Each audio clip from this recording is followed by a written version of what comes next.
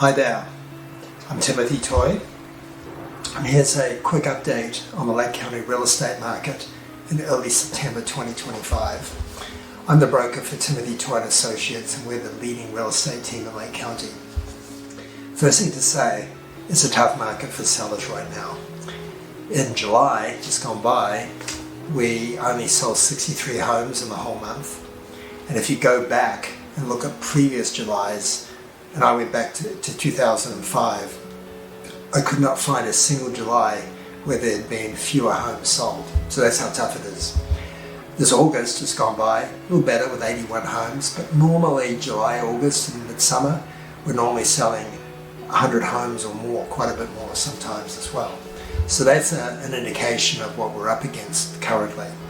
There's a lot of inventory, and many sellers are feeling obliged to trim their prices to make it more attractive for buyers trying to lure them out. So inventory's up. Interest rates, a little bit of good news, have come down in the last month or so, maybe 0.5%, and indications that it's very likely the Federal Reserve will lower them again in this month. However, that might be factored in already. So that's a bit of good news on the market. Otherwise, we're facing the headwinds of interest rates being higher than they were in recent years. Historically, not that high, but people remember when they were much lower. We're a bit spoiled, you could say.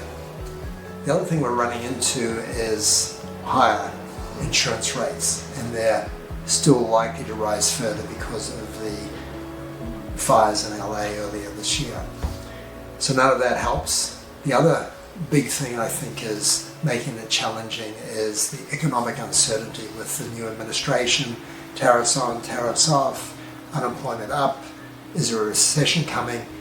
Any sort of uncertainty gives people reason to put off making big financial decisions that involve hundreds of thousands of dollars. So that's a lot of what we're up against.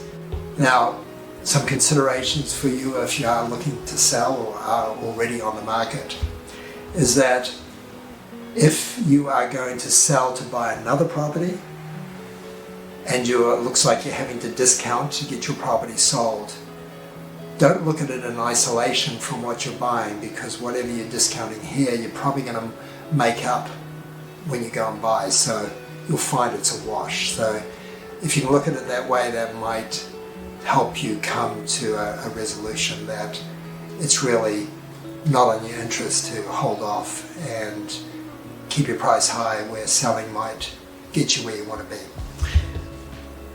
Now, if you're not looking at buying another property, I suggest you consider whether the benefits of you selling, even if you have to take a little less on your selling price, is worth the advantages in being able to sell in this market. That's a decision you have to make, but you might well find that giving up a little bit is worth the other more personal benefits that you're going to achieve by selling.